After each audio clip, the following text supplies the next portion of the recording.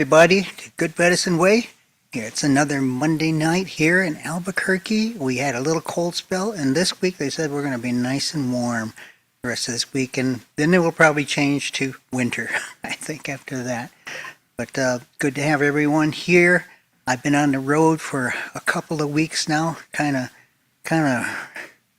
road worry, trying to take it over. But we had a cross-country meet, and I want to show you this shirt. This is Baja Blast. This is all the family got these shirts here, so when we go to his cross-country meet, we got that. And then, I'll show you back. Everybody knows who we're rooting for there. We got a home team there. So that was good to see him up there. He did really well, made All-American again. So here in Albuquerque, we are in the land of the Tiwa people. And I know lots of them, I should say, the Tiwa people here. And then my wife's clan, we know so many people of the Navajo people. And then the Apache people that are here as well, the land of this area. They're good friends. The powwow scene that we hang out with here, we meet a lot of them. So, and there are many other tribes that call Albuquerque home. So we wanted to recognize that, and we'll turn it over to the reading of the directional prayer on the screen. Yeah, so we got a concise little prayer, but we'll all just read it together. And if you got medicines with you that you can smudge with, that would be great. And if you can face the directions as we go through them, that would also be great.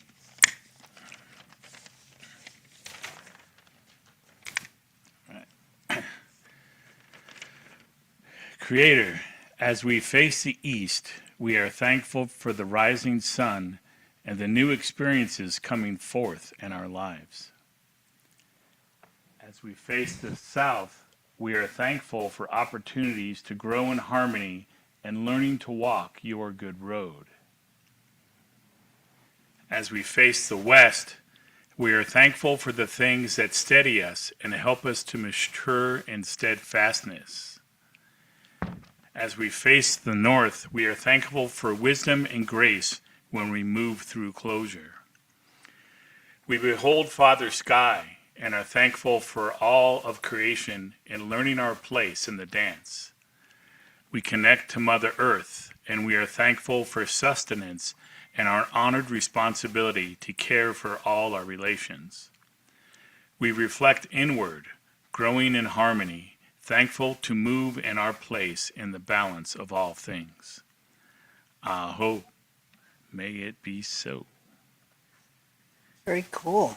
And yeah. You better share that with everybody, so when they, that'd be a good one for me. Every morning I go out in the morning and I face the east. My door faces east, and just before I get out the door there, I have a table, and in there I have a basket full of sema, tobacco. So mornings I grab a little bit, and at the end of my flower bed, just before I start walking, I take time to just pray and then sprinkle it on the grass there. I imagine another year or so I'll probably have a mound of tobacco there. But that's what I do. So there in the morning, try to make that, because I do a dog walk spot every morning. So our opening song here, The Harmony Way with Brian. And then he's going to have a creation insight. And pay attention, the creation insight is going to lead into his talk tonight. So Brian is going to lead us that. All right, so let me get the song up.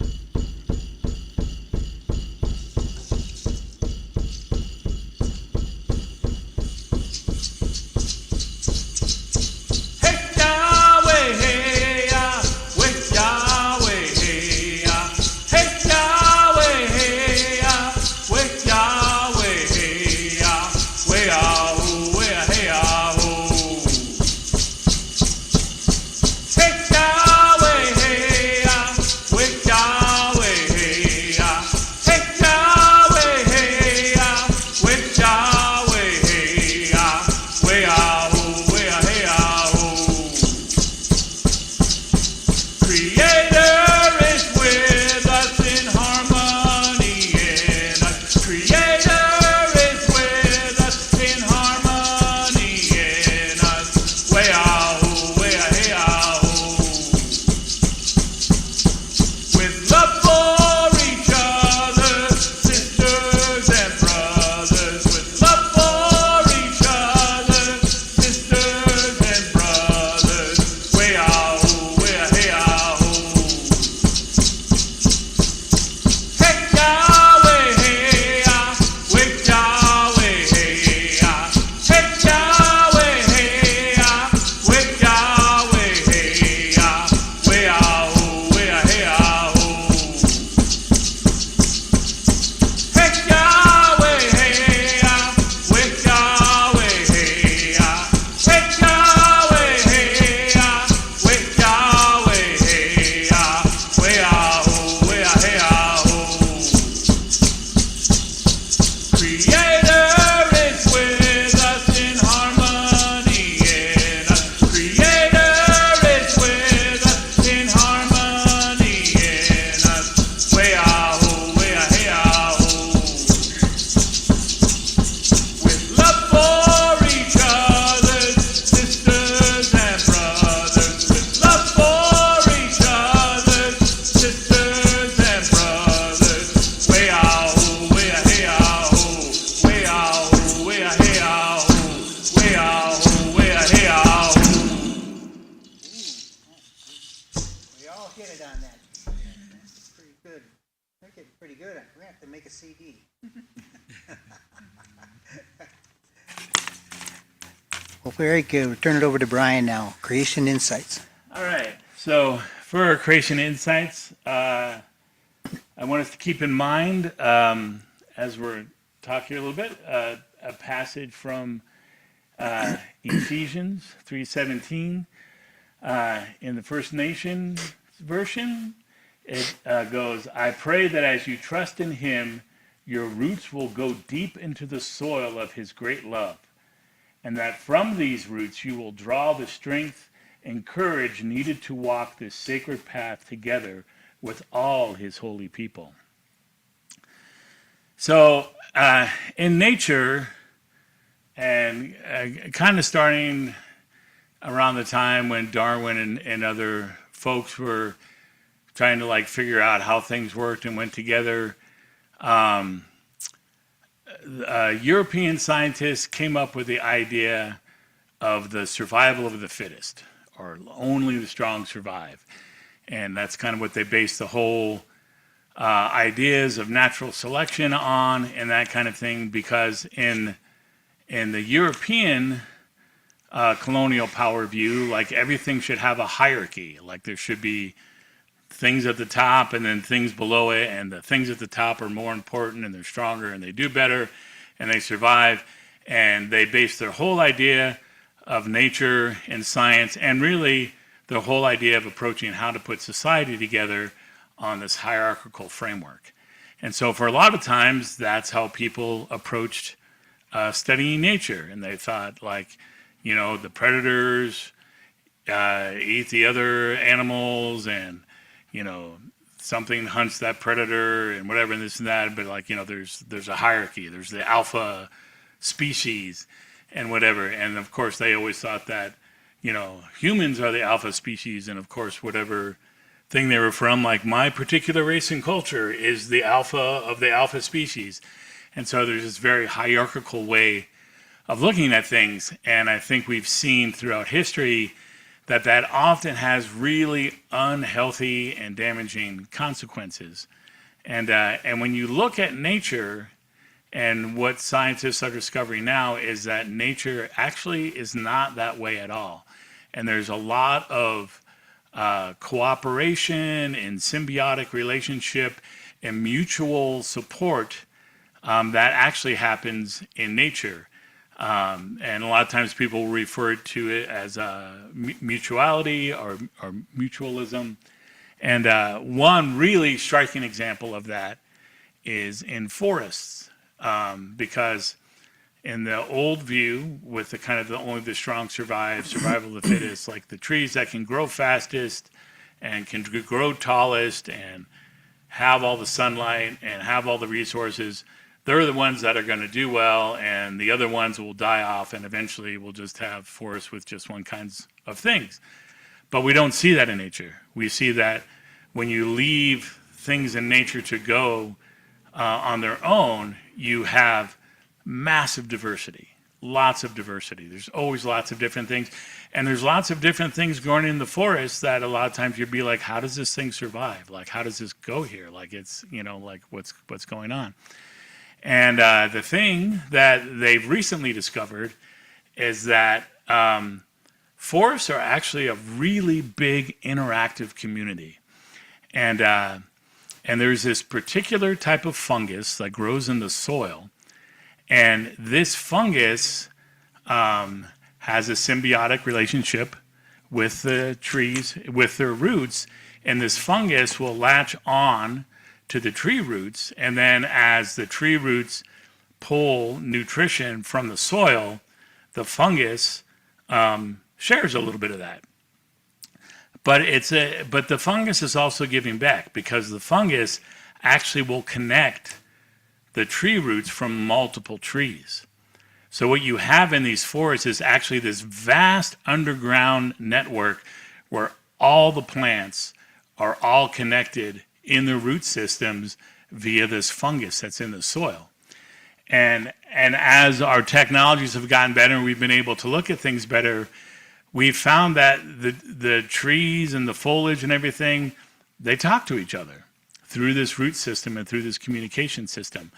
And so, like, if a invasive insect is coming in and is attacking some of the trees that get attacked first, they send out a distress signal to the other trees, and that causes the other trees to, like, thicken up their bark, to make their sap more bitter, and do other things like that to protect themselves from this invasive species.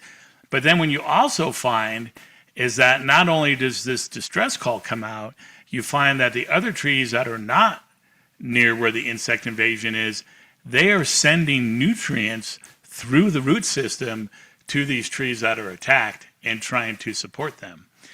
You also see it when you have new growth that's coming up that's often under the shade of the other trees and doesn't get as much sunlight. And the colonial survival of the fittest mode would just be, oh, well, they're out of luck, they're going to wither and die. But that's not what we see happen. We see these young growth come up. So how does that happen? The trees that have access to the sunlight are feeding nutrients through their root systems to these younger saplings. So we see this mutual support in the forest where all the different trees and foliage and bushes and everything is all mutually supporting each other, because they recognize that when the health of the whole forest is good, that they will all do well. And so we see this mutual support in nature, and it's a really amazing thing that just really butts up in the face of the whole survival of the fittest, and only the strong survive, because we find that that's not the case where you have species that isolate themselves and try to do it all on their own. Those are the ones that are more susceptible to catastrophic incidences and that do die off. And you find that these forests with these healthy root structures, with the fungus connecting all the root systems, and they have this really vast communication and resource sharing network going on, that those are the forests and the species that do well and survive and thrive. So in the same way, from our passage in Ephesians, we are encouraged to let our roots go deep into the soil. And that's just not for our own benefit, but that's so that we can share with all the other family of creation and family of those that are walking the good road, and let our roots intermingle. And you could even think of, like, the Holy Spirit is that presence in the soil that's connecting all of us, so that we can be mutually supportive of each other and help each other out. So that is what I have for my creation insight. And when we get into the general discussion later, for everyone to keep that in mind as well. All right. And what do we have? And now we'll have the Lord's Prayer from the First Nations version. And is anybody ready to razzle-dazzle us with your memory and share it? I've been practicing. The hardest part is when you're in a regular service and then they have the regular King James version on the screen, and then I want to say the First Nations version along with that. I'm getting better at doing that while they're reading King James. I'm saying the First Nations version. Yeah. It doesn't interfere now with taking a challenge there because they want to step in and kind of combine them a little bit.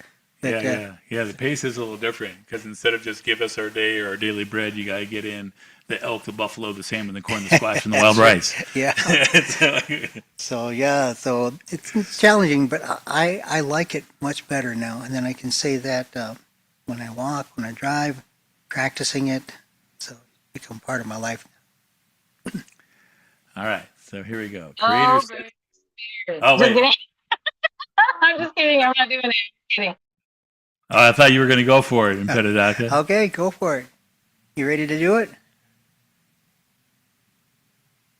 No, I was just teasing. Okay.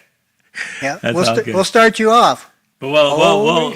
we'll trust that you're doing it from memory as we all, Okay. as we all do it here. Okay. Creator sets free, shows us how to pray. O great Spirit, our Father from above, we honor your name as sacred and holy. Bring your good road to us, where the beauty of your ways in the spirit world above is reflected in the earth below. Provide for us day by day the elk, the buffalo, the salmon, the corn, the squash, and the wild rice. All the things we need for each day. Release us from the things we have done wrong. In the same way, we release others who have done wrong to us. Guide us away from the things that tempt us to stray from your good road, and set us free from the evil one and his worthless ways. Aho, may it be so. Aye. Maybe on our prayer night, that's when we'll do it again, Put that. and we'll do. Everybody give you a chance to practice it by memory. Okay, we got smoke signals and our giveaway time. I just want to thank everybody that different ones that shared. It's been a challenging week for me and my family. The passing of a young lady, 55 years old, with 4 children, and 2 of them are grown, and the other ones are at home. My brother's wife, Kathy. So I wanted to share that. That's the last 2 weeks. It's been really hard on the family, and I appreciate everybody that was able to, encourage us that time. Next week, got a special guest. He became a really good friend back in 1995. Yeah, I was just now graduating from college, and at the same time was getting ready to start a ministry in Grand Rapids, Michigan. And just like what's happening here, I was telling Nicole Harris here is that people come along just at the right time when I needed them, and she has been one of those. And our speaker next week, who's going to be in person, Randy Cresswell, a missionary. He's been a missionary to Muslims. They teach seminary and Bible college. He came on board and just helped me to begin to find this contextual way. He's going to be titling his message From Antioch to Albuquerque, Growing Faith in Contextual Ministry.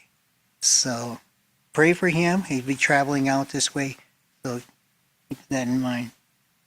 Other things, we have the Bible study that we're doing, the book study, the Richard Twist book. We're doing that. We're going into chapter 2 now, and we had to cancel a couple of weeks. Everybody was traveling, so we're going to go into chapter 2, and we're doing the questions at the end of the chapter each time. And several people have asked, what is the next book we're going to study? And I said, well, this book will be the next one. And we heard Chris Lakatobi do the introduction of this. We know how deep it goes in understanding a native perspective of seeing the Bible. But somebody said, could we start it earlier? And I just want to kind of, let us know if you want to be a part of that. So maybe like February, we might be able to, I could probably do both studies, do that other book and do this book maybe on a different day. So maybe like a Thursday. No, maybe give me some ideas. Yeah, let's do it at 5 o'clock in the morning when everybody's doing their devotions. All right? Yeah. So keep that in mind. Otherwise, we'll wait until we're done with that book, and we'll do Tuesday night at 6:30, like we've been doing. So keep that in mind. And people have been asking about it. So that's really all I have. And then we just want to make sure that you remember that we have a matching grant. And I want to lift up my brother Dan, who's not on right now, but he traveled to Illinois. His mother passed away in October. And she had a really long, good, healthy life. And it was only the last few months of her life that she was, deteriorated and was, need a lot of care. But he spent the last 10 weeks now on the road visiting her and other family members and taking care of their affairs. But Dan came through town here this past week, and he and I got the chance to spend time together. And I'm finding what's really fulfilling with doing ministry with you all is that in my travels, I get to see folks that are on the screen virtually, or their Facebook friends. Had Pat Fowler. She's been on every now and then, but she's a Facebook friend. She heard that I was going to be in Michigan, and she was at the funeral, and we were able to visit a little bit there. But get to see people from around the world, and I know Helen Wright. Been able to visit her at the powwow. She lives just south of where my travel headquarters is. So those kind of things, and other ones I've been able to meet while I've done ministry. So, but Dan gave us a gift, a very large donation in honor of his mother, and so we pray for that. And I told him, I said, that that large gift, right now it doubled. So pretty excited about that. So pray for Dan. He's traveling back to Oregon right now, and see him probably next weekend when he comes around again. Other than that, Pitadaka put a little announcement in the chat. Go ahead. She just wanted to say good luck to all the students who are taking finals. Oh, yeah. The finish line is near. You all got this. There's only about 10 more to do next few years. It always gets to that point where there's always final exams, and there's always a pressure. My son is right in that right now, but he's got one more tomorrow, and then he'll be flying down here to spend several weeks with us here in Albuquerque. So, good time for them to have good holiday break. So the giveaway time here, I'll give it over to Brian. Can tell us about how to give. Yeah, and as Casey said, we do have a matching grant right now, so whatever you give financially is doubled. We've got a blanket on the ground here in person, and I'm going to be putting a digital blanket up on the screen. There's a couple QR codes on there that you can scan. One is PayPal specific, and one will link you up directly to our Good Medicine Way account, and you can give with a credit card or other digital means through that way. And the links for those are also posted at the top of our Facebook Good Medicine Way page. If you prefer not to give online, our mailing address will be on the screen, so you can always send checks or money orders to that mailing address. Or if you have non-monetary things that you'd like to send. Just recently, Flutes were made, the smudges, we've got some instruments and blankets, all kinds of things. Dave Selnick just recently sent Casey and I some native styled yarmulkes. So, because he's pulling from both of the circles that he walks in, so that's kind of cool. So yeah, and if you have an idea and you're not sure what to do about it, like you want to be involved in Good Medicine Way somehow, or want to figure out how to give back, or just want to be more involved, we'd love to start a conversation with you. You can just email us at gmw4abq@gmail.com. That's the letters GMW for Good Medicine Way, the number 4, and the letters ABQ for Albuquerque @gmail.com. So GMW for ABQ @gmail.com. Yeah, let's start a conversation and we'll figure out how we can work together on some things. And without further ado, I'll get the digital blanket up and we'll sing a little song to give you all time to scan those codes.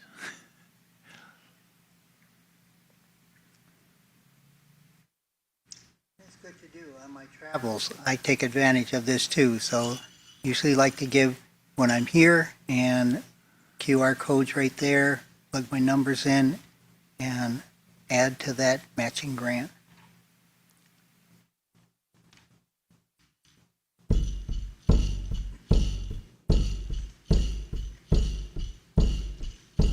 Create in me a clean heart, O God. Let me be like you in all my ways. Give me your strength. Teach me your song. Shelter me in the shadow of your wings. For we are your righteousness. If we've died to ourselves and lived through your death, then we shall be born again to be blessed in your love. Create in me a clean heart, O God. Let me be like you in all my ways. Give me your strength. Teach me your song. Shelter me in the shadow of your wings. For we are your righteousness. If we've died to ourselves and live through your death, then we shall be born again to be blessed in your love.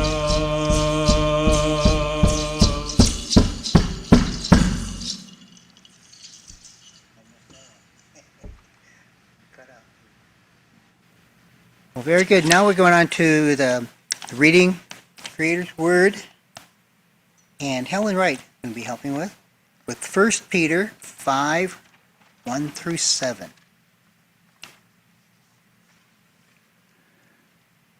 Okay, 1 through 7 then.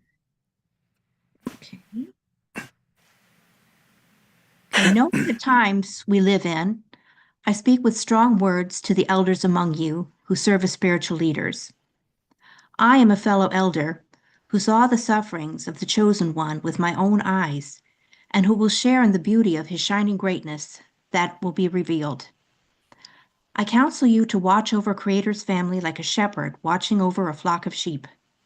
Do this willingly, as Creator wants you to, not to gain more possessions, but from an honest desire to serve. Do not use your authority to boss people around. Instead, show them the way by doing first what you are asking of them.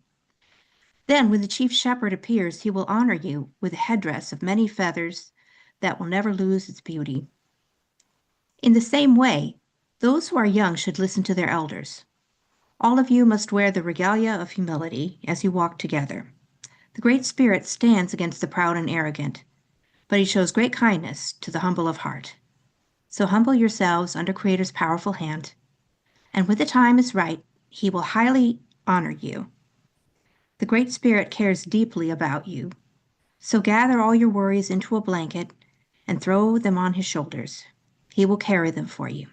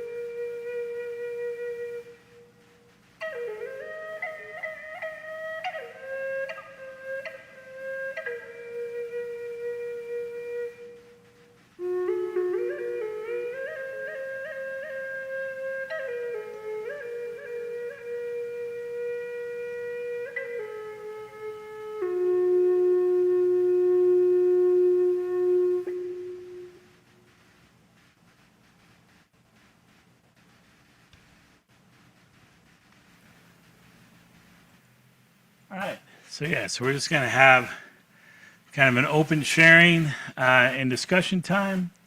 Kind of our prompts, I guess you'd say, for that is about, we want to talk about what has Good Medicine Way meant to you, how has it been important in your own life, and then also kind of looking forward and how we move down the good road together, like how can we be more intentional about building a mutually supportive community.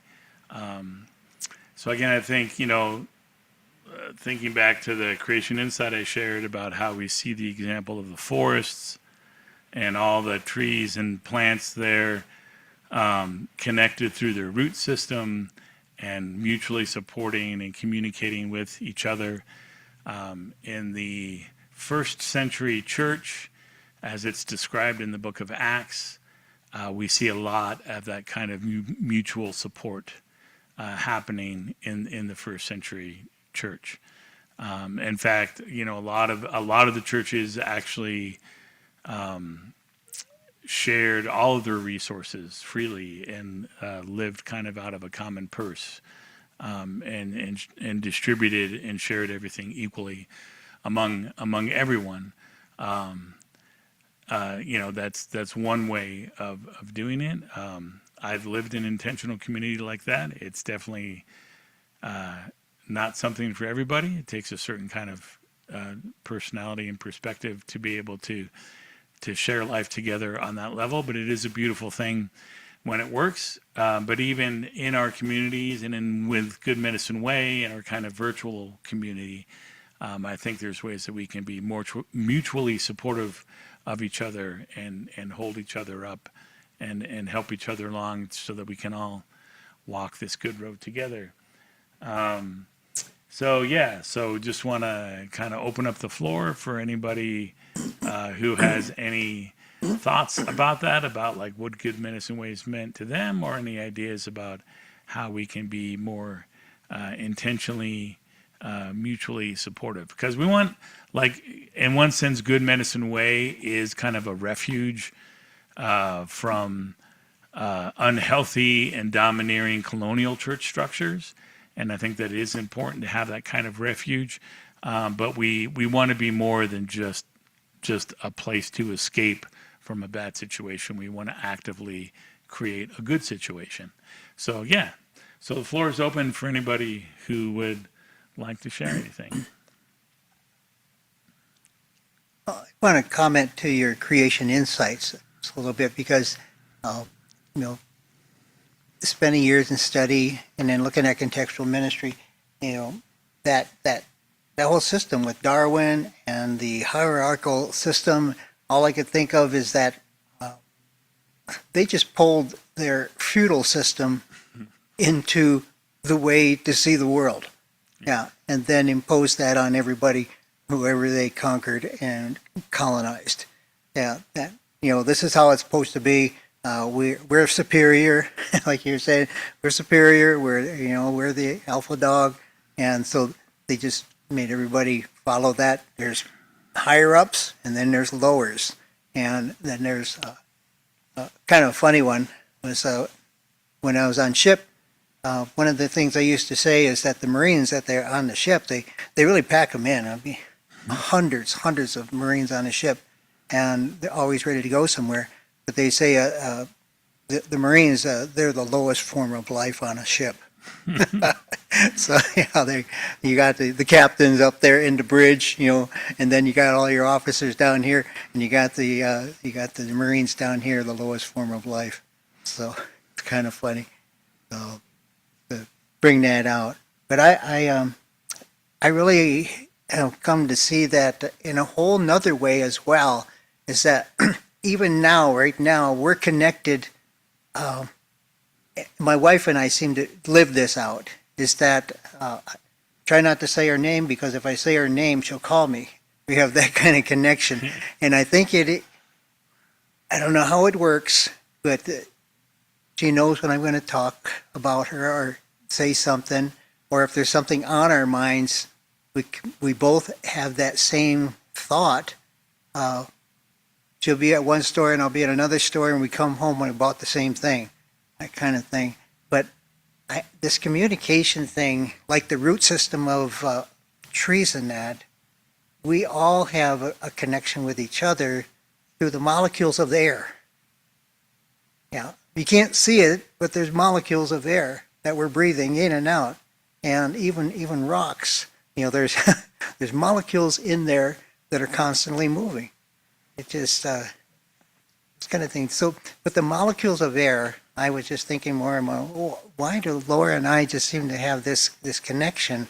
Is that when I think of something, boom, it travels through billions upon billions of molecules of air, and then she thinks it too, just as fast as electricity can go through your light switch. That's just my theory, but it comes from being with somebody for a long time. Also, having that connection with them. Yeah, and I think it's also important to note, because I think this is part of the reason why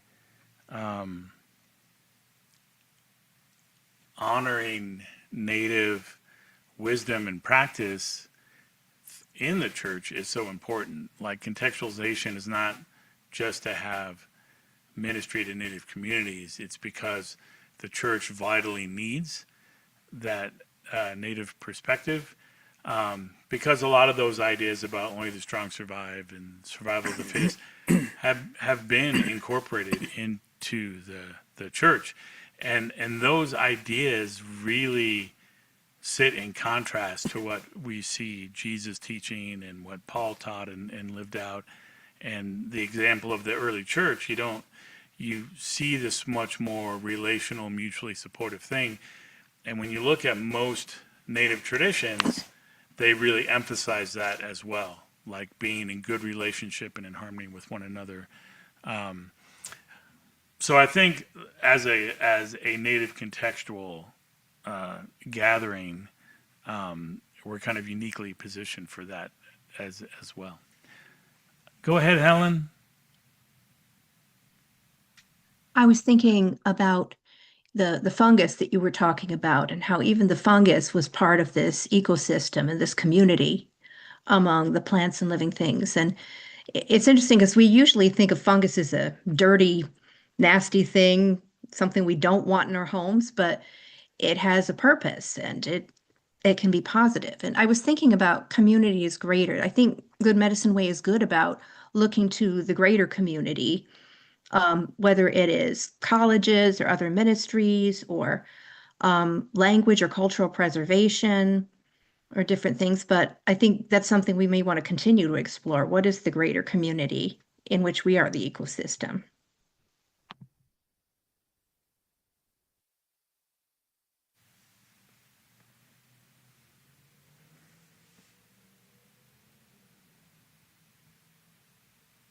You know, one of the things that Eshe has been doing, you know, that's kind of an outreach of what we're about here is the elders meditation for the day. It's I don't know how many of you, but Eshe, do you have that book handy? Because I got mine at home. But all of these messages that he has here could be, you could have that book if you ordered it and be able to have that as your devotional time or a reading time in the morning or in the evening. But when I was talking about Laura, the reading that's in here is that from Oren Lyons. And Laura and I were, we're honored to meet up with him in Michigan some time ago. And Oren, he spoke, and his words are so wise. And at the end of that reading there, I just put wise words. I'll read this to you because we need to think of how we stay connected. And just looking at the screen here, we got a lot of women on our screen, and we got a lot of people that. So I want to read this. We as men, not for fear of our mate, we should listen to their counsel. That's a little heading. Then Oren Lyons, spokesman.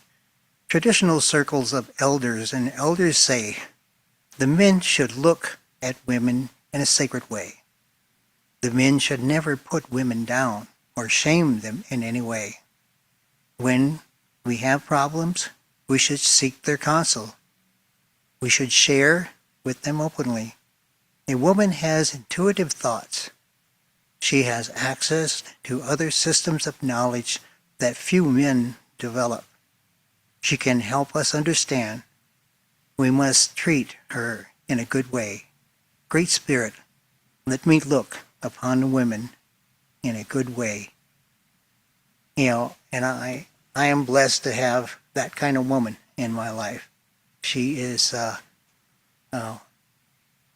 she looked at a story here not too long ago. And it was Winston Churchill and his wife. And Winston Churchill and his wife were looking at a street sweeper. And he says, see that street sweeper over there, how he is, and here I am as, prime minister. He says, and the woman I can't get it right, but she said to him,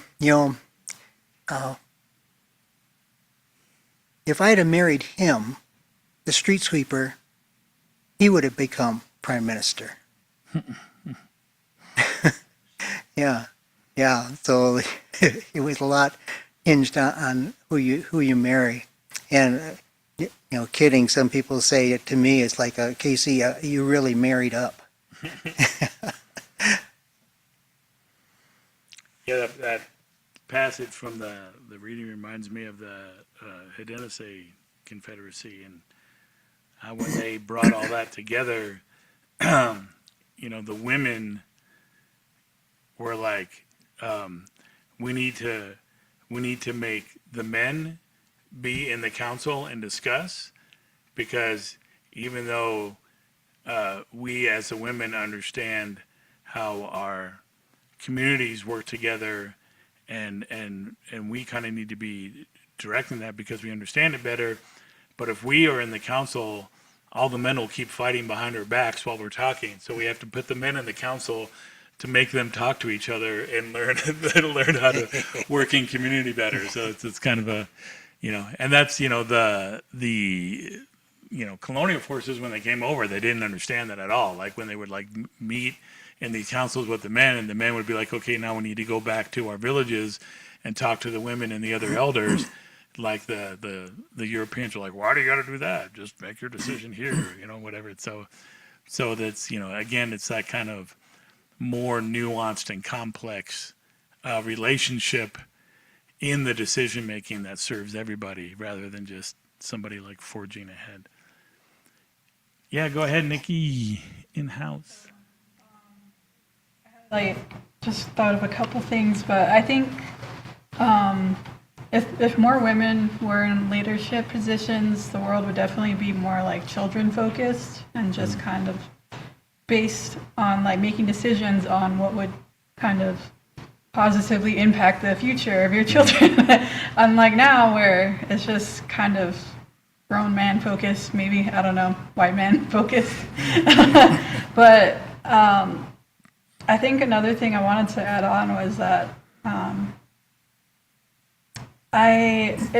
not sure why this like memory popped up, but I remember when I was part of like the Korean church that I was part of like a year or two ago. I think there was just a lot of cultural shocks, but I think one of them was that like when during mealtime, the eldest man is the one that has to eat first, and then everyone like you have to wait for him to take the first bite, or else it's considered rude, and like you can't like the youngest can't be the one eating first, which I thought was just really weird, and it kind of made me mad at the time for just like, and I couldn't really explain why like at the time, like because I think just like a lot of like my family functions, like I don't know if it's like this for like every Native family, but like when we have like a birthday or some kind of like celebration, party, whatever, we always let the kids eat first. Like we get them like their plates, we help them, and then like the adults like, I don't know, it just seems so backwards because like I know my dad talks about it like, you know, he has to make sure his like kids eat first before he eats. And so it just felt so selfish to like just wait on, I don't know, because at the time we were waiting for like this one man that was just like really late and everyone was already there ready to eat. Like all the food was just sitting there. I don't know, it was just making me so mad.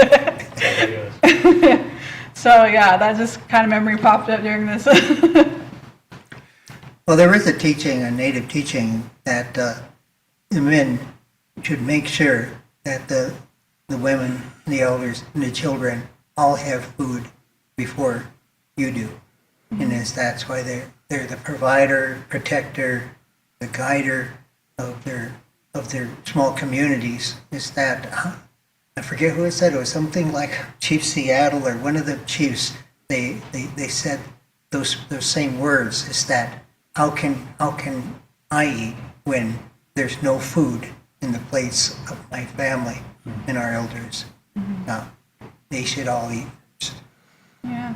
Yeah, and again, it's an example of that mutuality. You make sure that the children and the elders who can't necessarily stand in line, and all of those people, you make sure they're taken care of first, and then the people that are healthy enough to kind of go up and get their own things, then they go. So again, you see that, and rather the survival of the fittest, where the strong person just elbows their way to the front and eats all the food for themselves, and there's nothing for anybody else.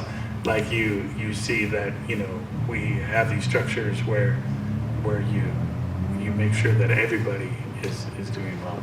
Yeah, I get an illustration of that. Is that we taught our children that when we're at a meal and there's an elder that goes up to the line, I don't care which one of it is, one of you go up there and say, I'll help you. And because they got a walker or they got a cane or they got, you know, they're older, they just can't hold their plate. So taught them to make sure that always happens. And then, you know, also clean up. Never be the one to sitting down on your phone while everybody else is doing the cleanup or helping. Always be the one to intentionally jump in and help out. So at this meeting that we had, it was at the funeral. It was the meal time, and we all went over to another building to eat. And a very respected elder of this tribe, his name is D.K. Sprague. Known him all my life, and he walks with a cane now. And he walked in and he was going to head towards the line, the food line, and none of my children were with us in there. And thought, I jumped right up, walked over next to him, and I says, I'll help you. And just be that example. So I was younger than him, so that, my place as a younger person to go with this elder, and held his plate, and he just told me what he wanted, and I put some, some salad in there or some potatoes, and I say, you want some more? And he would say, no, that's enough. And then it would just go around, and I took it all the way over to where he was going to sit, and he was sitting with a bunch of veterans there, and out of everybody there, nobody jumped up to help him that really needed. And then others I seen a little bit later, they started doing that with others. So just living by example, I don't take any credit for anything, but I take credit for the teachings that I received. And I think what I pass on to you all as a way of living is that kind of connection of intentionally helping our community be more in touch with each other. All right, go ahead, Sarah. I was just thinking about the veterans when you were talking about the Marines, and I know that in the past you've done some veterans groups. So perhaps rather than having a second book study going on at the same time, because those books are pretty heavy, and I read a little bit and then I have to stop and think. But wonder if that would be a good group to perhaps have and to advertise is a support group for veterans in the evenings, perhaps. I do think that's something we could potentially find grant money for, but I think that would be another way to advertise the larger group while helping people that give so much.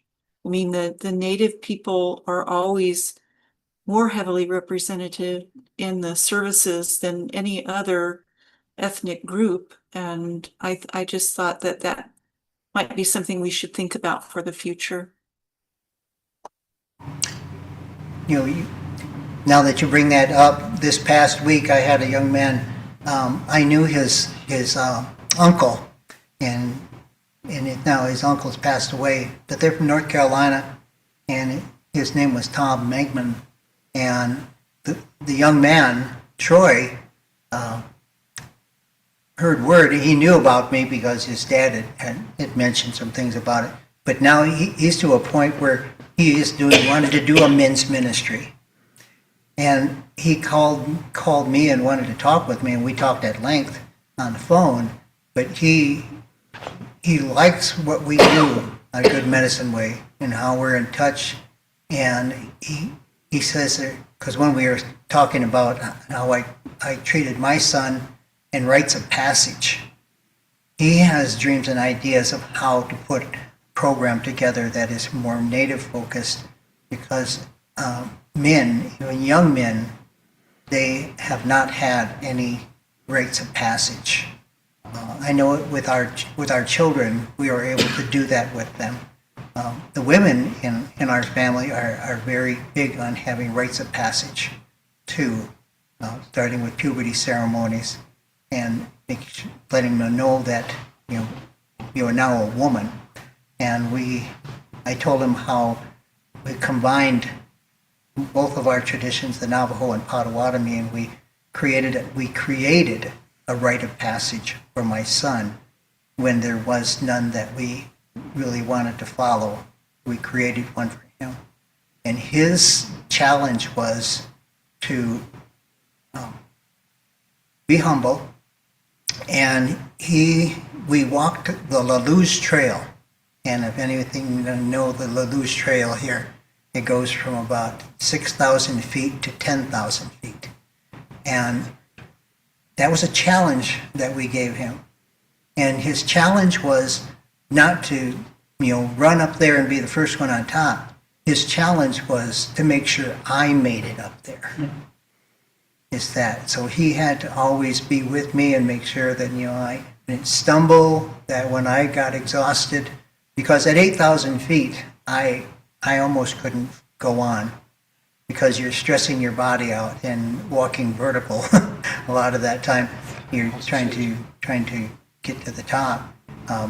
My body just would just not have enough oxygen. So he always made sure that I was with him, and his challenge was to make sure that the elders made it to the top of the journey, and not for him to say I made it, and, rah rah me, I made it to the top, but rah, me and my dad made it to the top.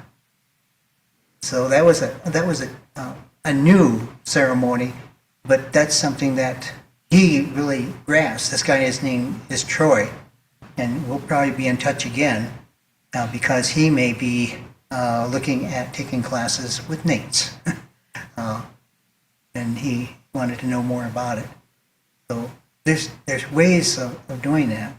I was talking with Dan when he was here, and I think I mentioned to other people too, is that in the future, I'd like to somehow, and maybe Sarah, this would be something to think about, how we might be able to do a small retreat to where you all could come together for a day and a half even, just to be in one place and know and share love and connect a little bit deeper than we do virtually. Virtually has brought something unique to our relationships. It provides us a place to have this connection when COVID forced us to go, separate. And we've all gotten pretty close in our lives now. But if we were able to have a small retreat and have some kind of grant money that would be able to make that happen, at least provide for the facility to stay in and everybody cover their travel costs, something like that, that would just really bring a bond that would be so intentional that create this tighter bond between all of us. All right, go ahead, Upitaka.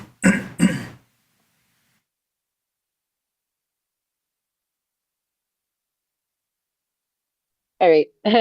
So we were talking a lot about like the different roles, right, of like men and women, like within like our our traditions and like the way that we do things here at Good Medicine Way. And so I was just thinking a lot about that because we still all have like our roles, but they're not like rigid roles. They're not like rules. We're all kind of like able to say things here that we couldn't normally say if we were like anywhere else, really. And how do I put this? A Good Medicine Way has definitely been a place for me to like explore like a little bit more on traditional ways or like be able to share a little bit that I've learned over the years. Um, and being a female and kind of in like a leadership role here at Good Medicine Way, it's really taught me to like learn how to use my voice and to be able to speak up for like myself and for others in like different places. Um, and like I don't know, like Good Medicine Way just come like it's obviously a place that's kind of like a somewhere you can go to really express yourself, but it also gives you like a lot of our speakers give us a lot of things to think about, like things that we've never really thought about, new ways of seeing things, and like I don't know, it's a really great space to like aside from getting away from the norm, from having to stay in certain rules and roles, like because like for example when we had that discussion on women being behind the drum or hitting on the drum or like taking on a role that would be considered a man's role. um, it's just really nice that Good Medicine Way has this place where we're all pretty much equal. We all have same level playing field, really, and we can openly discuss things that we couldn't normally do, like in a formal setting. And so, like, I don't know, it's I feel really appreciative because of the things that I get to learn here from the people that I get to learn from, and we're all given a voice here, and I feel like that's really important, especially with the way that society is you know. But it's really nice that, I feel like going forward with Good Medicine Way, that we should definitely be, um, like, we are very open, but I feel like maybe if we were a little bit more, I don't know, like supportive of one another with these different ideas and, um, that are cute, but I don't really know exactly how to put it, but hopefully you understand what I'm saying. But it's like if we just be a little bit more, I don't know, like I don't really know how to say it. But you get what I'm saying though, right? Like what I'm going for, because I feel like, yeah, Good Medicine Way is a good place to express yourself. Sometimes there may be limitations and like maybe things that are said that aren't exactly like things that others support, I guess.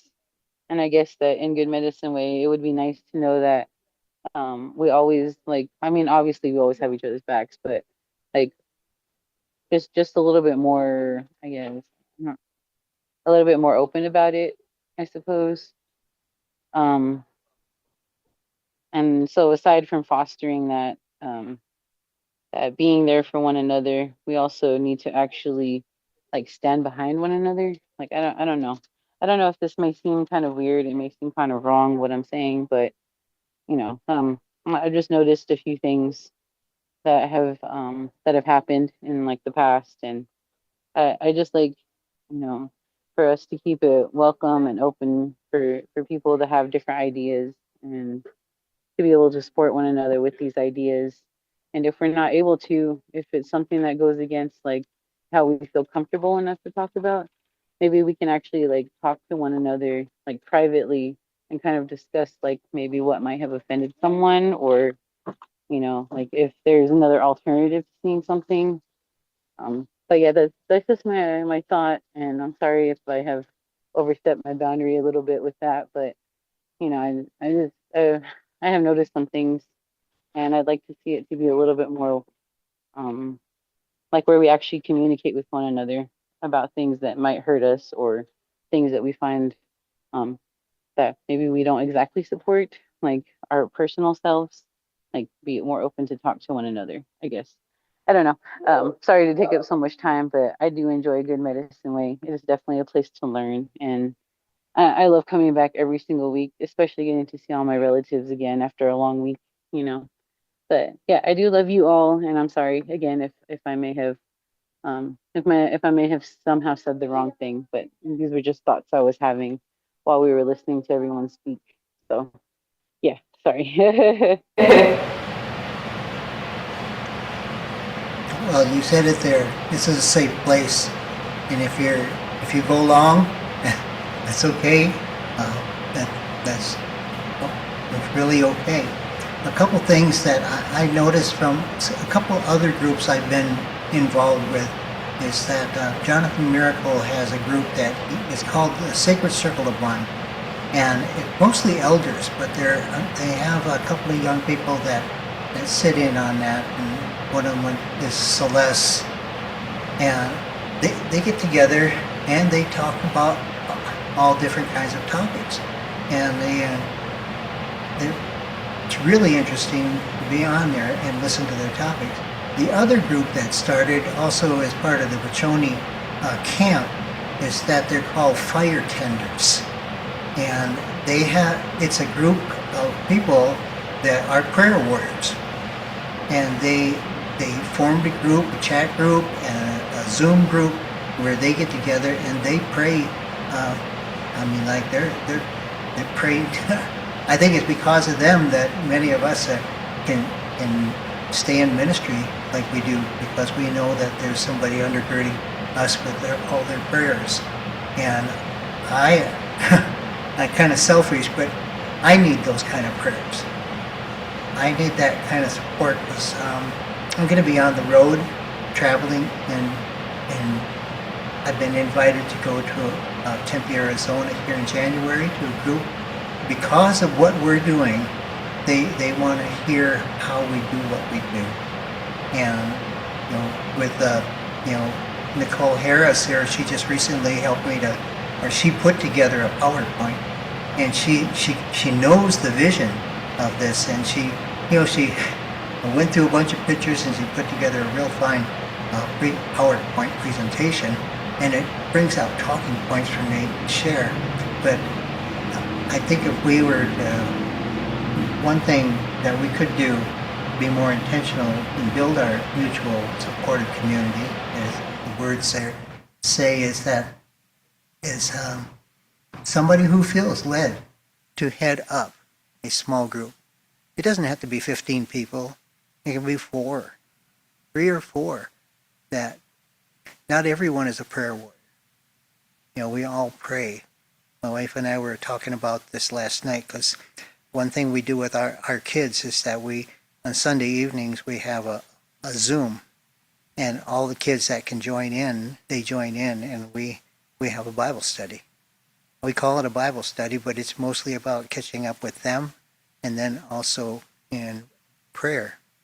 Last night's topic was, how do you view prayer? We were thinking about Daniel and how he prayed. It's like, how do we feel about prayer? And I pray, but I'm not a long-winded prayer, because I feel that God knows my mind and heart already. And when I actually think of somebody and their situation, it's already my heart, and my desire for their betterment goes already out there, and God knows that. I'm praying for that. I don't need to say, God's name and 15 times in a prayer. I don't need to go on and on with all kinds of excitation, because how you gonna? God's listening to your heart, and you may be eloquent speaker, but your heart speaks volumes. I believe. That's an idea, but we'd need somebody, a prayer warrior person, to head that up. Yeah, and to your point, Upitaka, I do think that it's important, and I think it's important that Good Medicine Way is a space that we can talk about why we do the things that we do, and not just say, this is what we're going to do, so just do it. Like I think it's important to have a space where we can say, well, why do we want to do it that way? What's the reason behind it? What's going on with that? I mean, even Paul, in some of the epistles there, he encouraged people, don't just believe this because I'm telling you. Like, go search through the scriptures and see if you agree with me. See if you think it's true. So I think that, I think that is the heart of Creator. He doesn't want us to just blindly follow instructions. He wants to have a relationship with us, and he wants our heart to grow to be more like his heart. And you can only have that kind of growth if you understand the why behind what you're doing, and not just have like the ritual. Because you can have the ritual, and you can do the ritual and have a rotten heart and be in a horrible place mentally and spiritually. But if you take the time to understand, why am I doing this ritual? Why is this important? Then that's when you can begin to move towards better spaces. So yeah, I think it's important to question and to bring up those things, and so that we can understand and really, as the scripture I read in the Creation Insights, get our roots deep down into that soil. Yeah, you can only do that if you understand why you're pushing deeper. Go ahead, Helen. Well, I had a lot of thoughts as I was listening, especially to Mpadadaka. I think something you've hit on that I've noticed, I think sometimes what people need is fairly simple, but it's something that's right in front of us and people don't necessarily recognize. Like, as an example, I remember when we had, I'm trying to think, the Remembrance dinner, and your daughter was asking the questions, and she lost some of the words or something. You just kind of gave her one word at a time and got her through that. And I thought that was the perfect thing to do. I've seen other examples when people mistake a ceremony for a performance that has to be perfect. And if it's not perfect, it's a total failure. And then it becomes a negative experience and something that causes a lot of unnecessary shame and stress and stuff. And you just rode right all over all that. And I wish there were some other ways to show people some of those things, but I think we are doing that. But yeah, I think somebody put here, yeah, it's easy to talk about, but it's hard to actually do. Well, it's something like anything else that takes practice. Sometimes that's why it takes forever to get it right, which is frustrating in the process, but ultimately better. So that was it.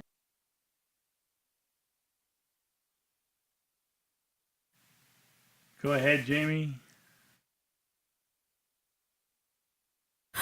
Yes, there was a couple of things I wanted to comment on. I guess really first, you were talking about survival of the fittest, and that really caught my attention. It's just one of the, I felt like I had to say something about it because it's just such a weird coincidence that literally just a couple of minutes before the meeting started, I was thinking to myself, man, Texas, I think all you guys know I live in Texas, but Texas is like really a place where it is survival of the fittest. Like, and I've definitely discovered that, since I've been struggling with my health, we've been trying to figure out like how to get Medicaid for a while now. And it's just such a hassle. What I was told by people who are in that business, social work, that I have to get disability first. And I was doing research about that in other states. I guess they have what they call the expanded program, to where you don't have to be you can get Medicaid even if you're not disabled. But in Texas, you have to be declared disabled, which I was told is a very tedious and lengthy process. Can take up to a couple of years, and you have to go through the Social Security Department. So I would probably have to go there, and I just felt, and this is the part that's crazy. It's like I've just felt so bad physically that it's hard for me to get out to even try to like go over to Social Security. And I guess that's one reason I hadn't pursued it really actively before now. But also I was trying to go through my county. And I happen to live in a county that has really terrible health care for people who are indigent. And I found out I spent so many months trying to get approved for their healthcare assistance program, only to find out today that it looks like they don't have an endocrinologist in this county that works with them. So it's like, oh, that was basically all for nothing. So anyway, long story short, I was just thinking, man, it's like, I can't imagine how many people slip through the cracks, in Texas or in other places where they just don't have much. And it's just like a survival of the fittest mentality. And so I just think it affects so many levels of society, not only, the healthcare being an example, Anyway, so thank you for letting me vent my frustrations while making a point. But about Good Medicine Way, man, you guys just mean so much to me. And I don't know how I would have made it through this time, because I don't leave the house since I've been having health problems, and it's just really brought so much life and encouragement to me. And you guys have been a community for me. I mean, I've become friends with a lot of the women that are in this meeting, as well as Eshe too. And talking with them, even just here and there a little bit, has encouraged me so much. And I know you guys have been praying for me, so that's been such a blessing to me. And of course, I've mentioned also, in the past that Good Medicine Way has also helped me kind of to get free of some of the negative, traditional Western Christian mindsets, some that I wasn't even aware that I had. And of course, it's also helped me to connect to my Native American roots and kind of like restored that in my life. So it's just, you guys are just a tree of life, really. Yeah. And you're doing a lot of things already right. So I can't think of a whole lot of, I can't really think of things additionally to say, but just that you guys are already doing a lot of things right. I am glad that you guys have, I think lately you guys have been more mindful of incorporating prayer for people, like for people's needs. And I think that's been really good. I think that's a way of connecting, and everything. And so I really appreciate that. And speaking of that, please keep me in your prayers, But I think that's about all I got. Yeah, bless you guys.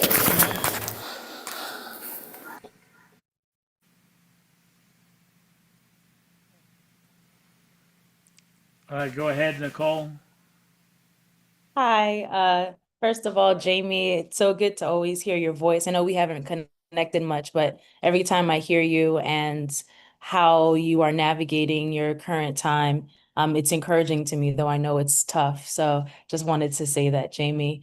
But Good Medicine Way has been good medicine to me because I found out about Richard Twist maybe I don't remember exactly, maybe 3 or so years before he passed away. And that was exactly what I needed at the time. I don't remember how exactly. I don't know if it was through YouTube. I don't know. I don't know how it happened. But when I was like a little kid, I've come from an indigenous tribe in Jamaica called the Maroons, and our ancestral homes are in Moortown, Jamaica. And the Maroons, for I think some of you all probably know this already, but for those who don't know, the Maroons, while Jamaica was independent from the British in 62, the Maroons got independent in the 18th century.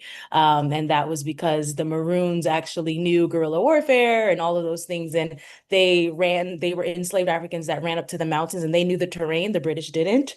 So when the British would try to come and get them back, they weren't able to. And so finally, the British were like, okay, like, we'll sign a treaty. And that treaty is actually still in place today. So Maroons don't pay taxes on their lands, and they still live in really ancestral ways.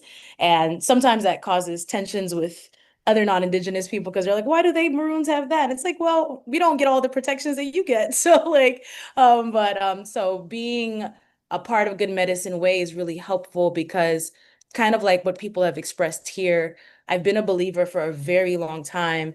And one of the biggest spiritual struggles I've had in my life is doubting of the gospel. And it's this weird tension because I've been a believer since I was about 10.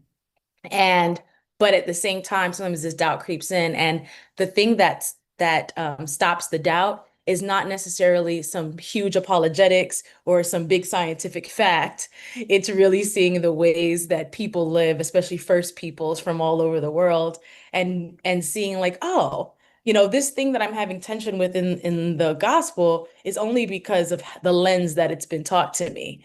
And so being, with this group kind of really confirms and affirms a lot of things that we know intuitively that Creator put in us. And so, and most recently, the way that Good Medicine Way has been good medicine to me, Helen was talking about how we can be a part of like this larger ecosystem. Like we have our own system, our connective work here, and how we can do that. There's been many times where I've invited people to Good Medicine Way that they're not connected in any way. They don't feel this kind of spiritual connection, but they trust that I'm going to invite them to something good. And I have invited people here who have had spiritual hangups or they come from really stringent communities. And like you were saying in the email, Brian, it's not just about, okay, escaping from something, but they feel called into it. And I have one friend who has been struggling with his faith, like our whole friendship. I've known him since 2008. And he has been here maybe 5 or 6 times. And, it doesn't matter. I'll just randomly give him the Zoom and I'm like, no pressure. And then he's there. And so I think one of the ways that we can really kind of be a community even to others, is those that we know need this sort of reprieve and this new way of doing church, like inviting, like if each of us invited one person. And the good thing about the way that the values of Good Medicine Way, it's not to become a mega anything, it's not to turn this into an enterprise, it's not to be capitalist, it's just to grow in community. And so I think that's something that all of us can think about, like, not who can we invite that actually would benefit from the community and the love that Creator has. And the last way that Good Medicine Way has been really beautiful is even being allowed to join Alyssa and Helen with some of the social things. For a living, I'm a learning designer. And so I spend my days like making workplace training for people and some other boring things that I don't need to talk about here. And Creator let me know last year in a story. I know it's okay to go long, but I'll save it for another time. But last year, Creator let me know that I should really be doing folklore culture work. There's a whole story behind that. And a lot of people in the folklore world, their work surrounds preserving cultures, yes, but unfortunately, because of the history of colonialism, a lot of that means poo-pooing on the gospel.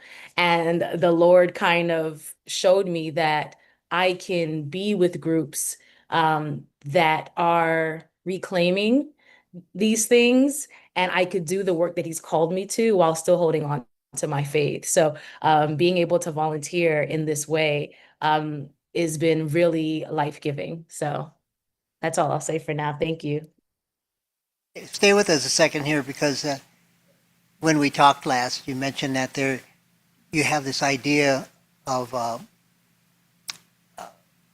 teaching culture and writing grants. Sarah works with us with writing grants, my wife, and then with Carol Lakota Easton. We have a powerful team that would help you on that too. So Praise God. That's awesome. We'll talk some more. There's this one grant, and I told Uncle Casey I'll bring it up another time, but I brought it up here. But I'm going to keep bringing it up so it can be in people's heads, because I just don't want you all to lose sight of it, because I'm a part of the American Folklore Society. And so I get access to a lot of these grants that I would never know about. And there's one grant called, I want to say it's called Taproot Fellowship or something. And with the cradle boards, I've even thought about, and I don't know how you feel about this, Brian, but like recording studio time. So Good Medicine Way could put out a project for people to stream. Like, they support cultural groups. They give $50,000, and there's no restrictions really. Like, you have to go to some workshops, but as long as you're a local cultural group creating something, like the cradle boards would be like exactly what they're looking for. They give you $50,000, kind of no questions asked. You just have to produce your thing, kind of show them what you did, and then they trust that you've used it. It's a very loose grant, and it is completely legit.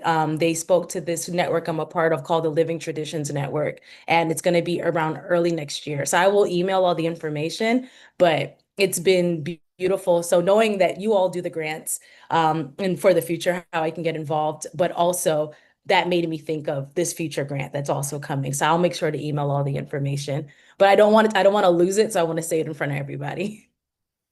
all right, thank you. Go ahead, Helen.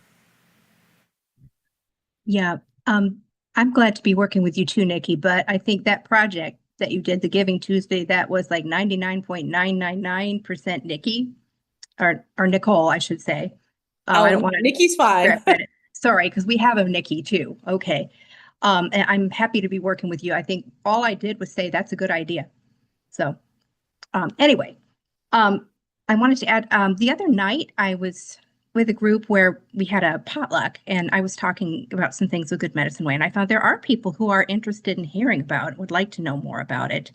So I have told them about our worship times and things like that. But I think doing projects like that with something really concrete, like the cradle board or something other than that, could be very powerful. I think to Native people, of course, but also to non-Native people, and seeing that we have choices. We don't have to live. I'm trying to think. There was Rich Mullins said, we can't have a heaven on earth, but we don't have to have a hell here either, that we can make a better place, and a better system.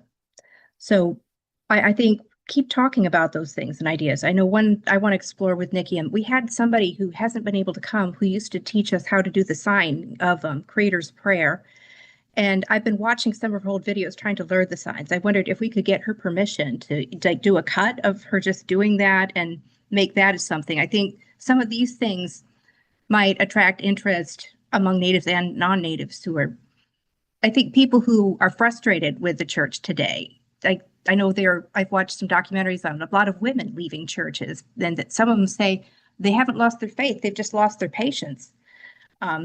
That the churches expect a whole lot of work, but they don't respect their opinions or their decisions or their challenges, all of that. So that's what I wanted to share and clarify that Nicole is the one who gets the credit for that. I reject that, but I'll take it. We're working together. Yeah, that is an interesting dynamic you brought up, Helen, because that is in a lot of churches it's that way, but especially in kind of American evangelical churches where you have women's opinions and ideas are considered less than. They're down on the hierarchy, and men's opinions are considered the valid ones. But when you really look at how is this church functioning on the day to day, how are things getting done, who's staffing the different ministries, it's like it's all the women, and so the churches are surviving on the faithfulness and the efforts of the women, but yet they aren't honored or recognized in those spaces. And, that's about the most un-Christ-like thing that you could do in a situation, like if you really want to get down to it. Because Jesus, blatantly said, like, the one who is greatest among you should be the servant of all. So, in those churches, hey, these women are the great ones of these churches, even though they're not recognized at all.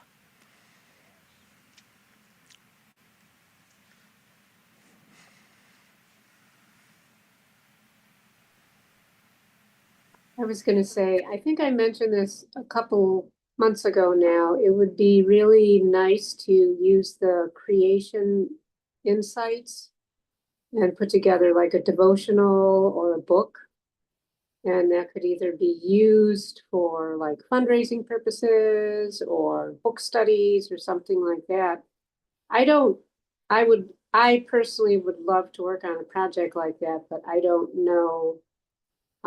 Like I can put it together, but then I don't know what else has to happen after that, or what kind of funding to seek to do that. I don't know. So, but I think it would be a way of reaching people, and it could even be something that guest speakers who are on site can be given, or people that come to visit. Good Medicine Way, or those of us that travel and go to different places and do presentations, to be able to give that other community creation insights, whatever the name of it would be. I think it would be a wonderful project to do. So I'm putting it out there that I would like to do that, but I don't know exactly how to make it come about. So if anyone agrees or wants to work on that together or has any kind of further instruction, or if I need permissions, because I could go back through the archives of the YouTube, because I know the creation insights are usually have something to do with the First Nation scripture that's read for that time too, in a roundabout way. So any thoughts on that would be appreciated. That's a great one because we got hundreds of them out there, and yeah, they speak from people's hearts on of God. Some of mine were very nature oriented because that's how I felt at the time. So it's like God is speaking to me in this little waterfall that's on my walk. Yeah, those are, yeah, it just might be, and then somebody who could plug a scripture with that too, and yeah, and some of them do, some of them don't, or remind people of a scripture, and then having that the words of the creation insights. That'd be cool. Yeah, it could be publishable. Yeah. I mean, I think there's been times when people have like heavily drawn from other people's works that are published already. So Yeah. there might be a few that might be a little bit of an issue. But the main thing is like the tedious process of going back through all the videos and documenting. Okay, this is the person and this is what they said and whatever. But yeah, that is a great idea. But yeah, it'll take a little bit of slogging through stuff to make it happen. Yeah. But yeah. Little by little, and work at doing 10 to 20 of them, and then because there'd be many to pick through.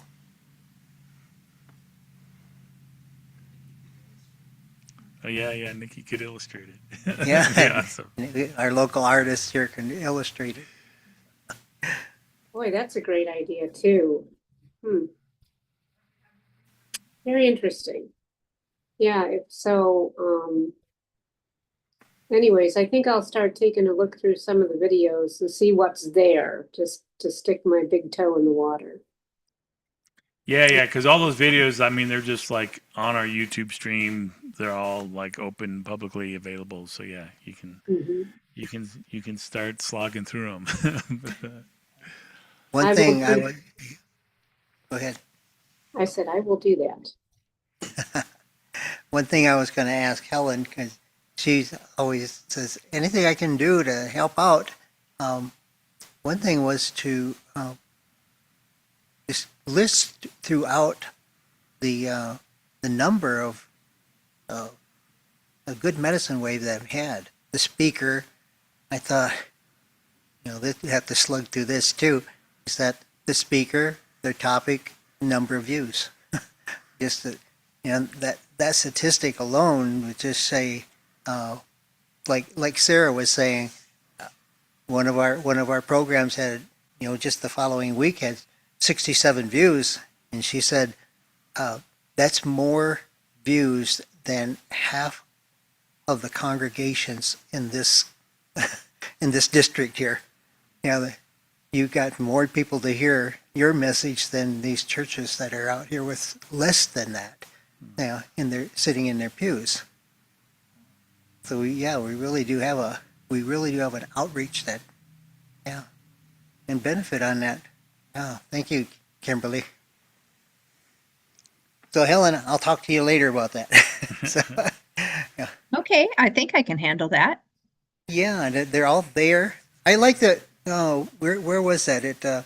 Somebody showed like a screen full of all of the different topics. There were like 16 of them on there. I don't know who put that together. Was that you, Nicole? Do you mean like the video scroll? Like it was scrolling up, it looked like? No, it was like this screen here, Mhm. just full of all of the. Oh, the I think very- it was a part of the Good Medicine, the Tuesday video. Yeah, Tuesday Yeah. video, Yeah. and Brian creates all of those little blurbs with the Oh, I was wondering who did those. Yeah, and really unique. Yeah, Yeah, really. Yeah, but if you just open up like the gatherings playlist, then it just like lists everything. And I think a lot of those numbers are right there. Yeah. So you wouldn't even have to go through everything. You could just kind of. You can just Scroll gotta down- type scroll them down out the and maybe put them in a playlist, yeah. spreadsheet or so. Because we got over 150, 175 speakers, and some of them we've recycled.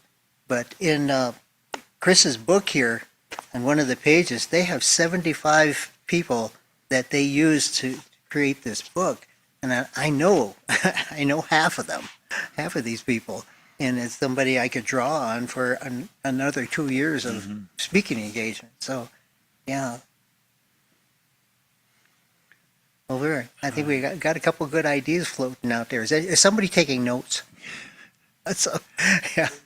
You have to watch the video later. Yeah, I have to watch the video again and then plug out all these. Yeah, because we did that one time too, where we got all the ideas, and we jumped on a couple of those and went with them.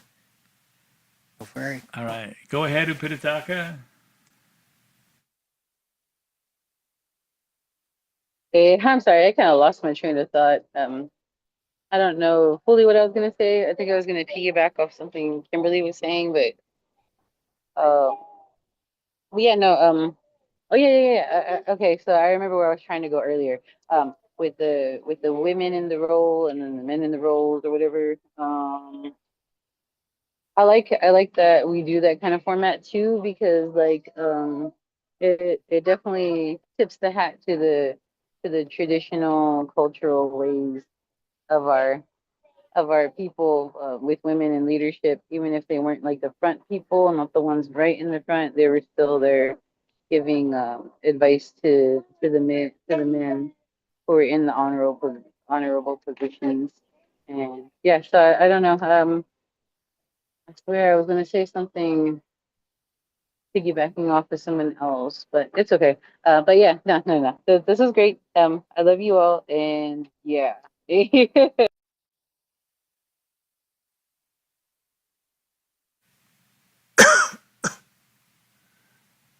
Wow, I think this wasn't a business meeting, but it kind of turned into giving us some whole ideas of the business, and we're all about the business of the Lord. So, yeah, that's what we're trying to do.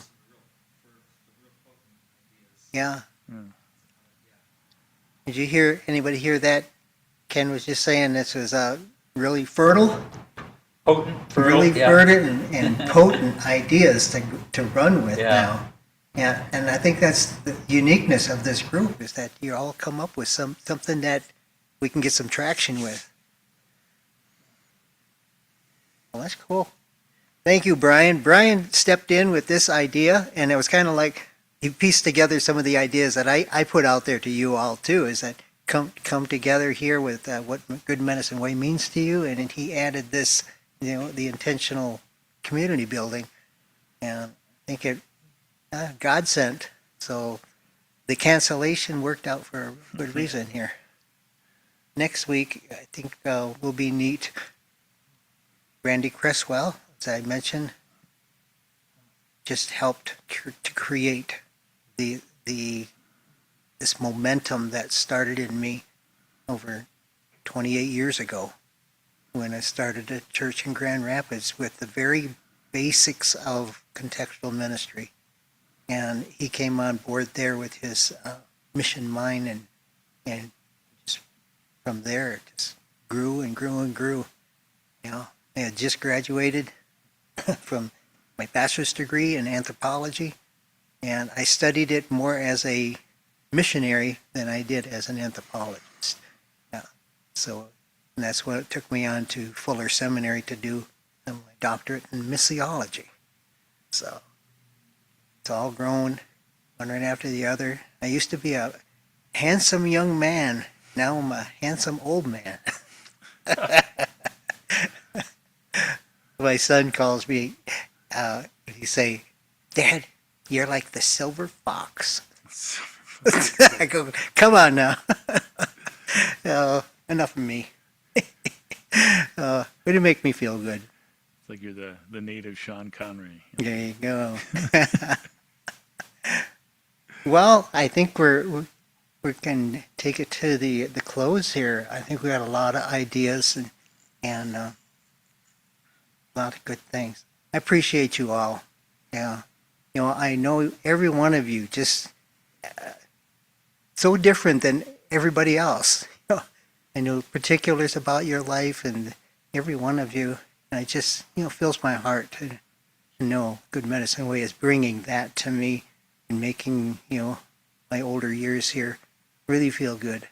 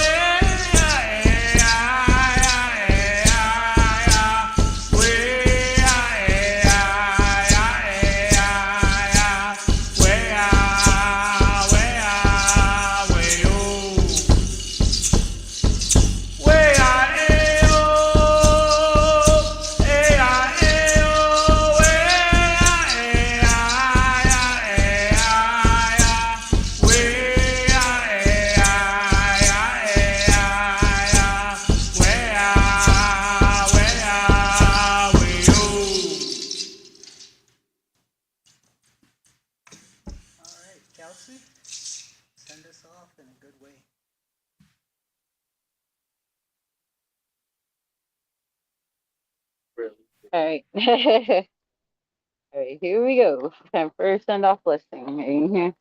Um, Heavenly Father, I want to thank you for this evening. I want to thank you for gathering each one of us here. Thank you for the many ideas that were shared tonight and all of the beautiful ways that we can nurture one another into this next year with Good Medicine Way. Mhm. I want to thank you for allowing for each of us to have a little something to say that Good Medicine Way gives us, and in a way that we can give back to Good Medicine Way. Uh, I pray that you watch over each one of us as we go into this week and into the holiday season.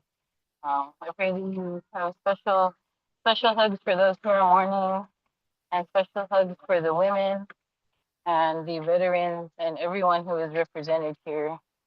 I pray that you uh, protect each one of us, uh, keep keep each one of us close to you, hold our hands while we walk through all the things that we walk through on our daily basis.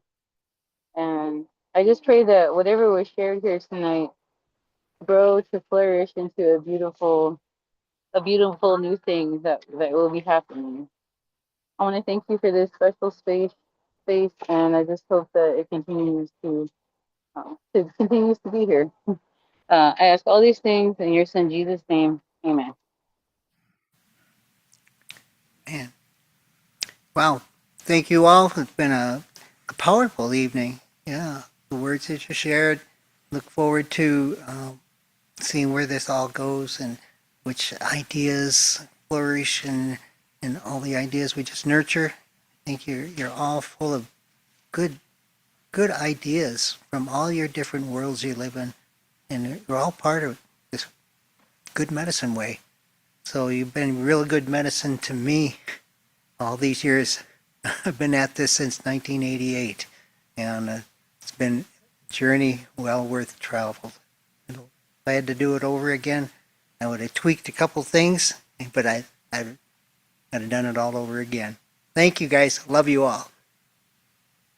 Have a good night.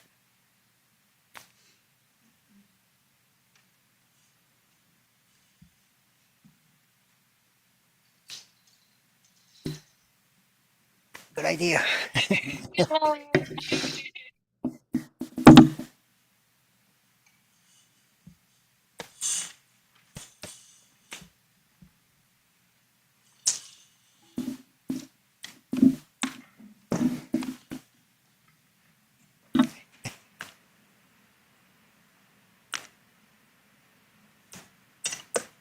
It's a story about the Christmas tree that the speaker that would have been on, he tells